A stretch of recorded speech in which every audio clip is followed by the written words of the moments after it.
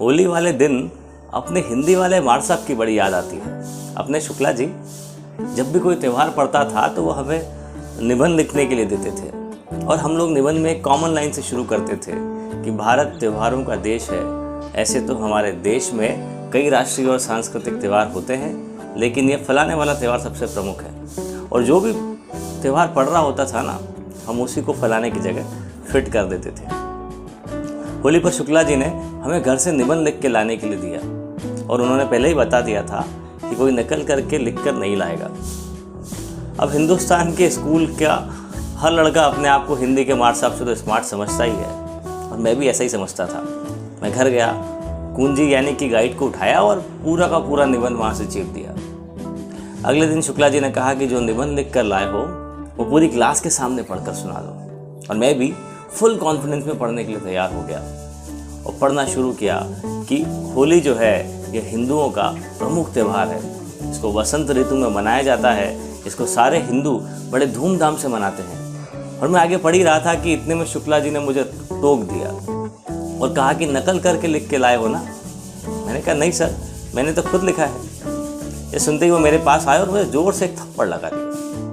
वो बोले कि अगर नकल करने वाली बात मान ली होती तो मैं नहीं मारता, लेकिन अगर तुम खुद ऐसा लिख कर लाए हो कि होली जो है वो केवल हिंदू मनाते हैं तो इस बात के लिए तुम्हारी मार पड़नी ही चाहिए।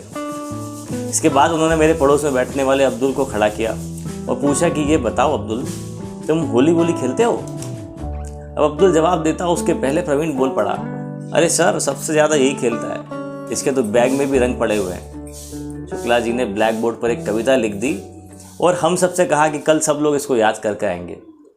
और एक तरफ दिल लेने को महबूब भवैयों के लड़के, हर आन गढ़ीगत फिरते हों कुछ घट घट के कुछ बढ़ बढ़ के, कुछ नाज जदा में लड़ लड़ के, कुछ होली गावें अड़ अड़ के, कुछ लचके शोक कमर पतली, कुछ हाथ चले कुछ तन फड़के, कुछ काफिर नैन मटकते हों तब देख बहारें होली की, सीनों से रंग ढलकते हों तब देख बहारें होली की, तब देख बहारें होली की।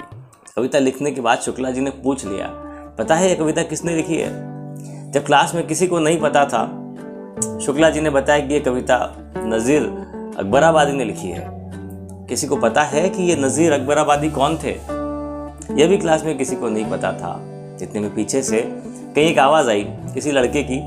वो बोला कि सर नाम से तो कोई मुसलमान ही लग रहा है। शुक्ला जी ने उस लड़के को आगे बुलाया, उससे कान पकड़ते हुए कहा कि नज़ीर अकबराबादी हिंदुस्तान के बहुत बड़े शायर थे और शायद हिंदू या मुसलमान शायर नहीं होता और सिर्फ शायर होता है। जैसे कि मास्टर सिर्फ मास्टर होता है।